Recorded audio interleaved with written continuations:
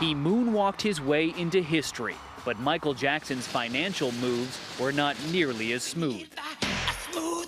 The King of Pop sold an astounding 750 million albums. Thriller alone sold more than 100 million copies, the most successful studio album of all time. But Michael Jackson's penchant for the opulent and the oddball led him to the brink of financial ruin.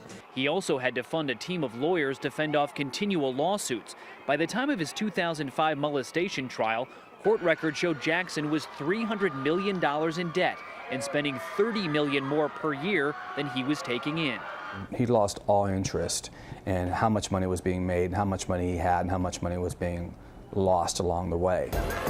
He funded his elaborate lifestyle by borrowing against his three main assets: his Neverland Valley Ranch, worth as much as $90 million, his own music catalog, as well as a second catalog he co-owned with Sony. It includes more than 250 Beatles songs. Jackson outbid Paul McCartney for the rights in the mid-'80s. This will be it. This is it. And when I say this is it, it really means this is it. In March, Jackson announced his comeback, returning to the stage for 50 shows in London. 750,000 tickets sold out in just 4 hours, $85 million that now needs to be refunded. Jackson was expected to earn $20 to $30 million from the shows, plus a potential $400 million for an expected worldwide tour. He needed the money.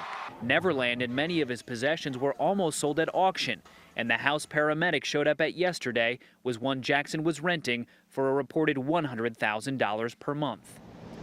Here's another look at the Hollywood Walk of Fame, where Michael Jackson's fans are lining up to pay tribute at his star. Now, as for his will, one of the big questions will be about that music catalog with those lucrative Beatles songs. Michael Jackson's share alone is said to be worth up to $500 million.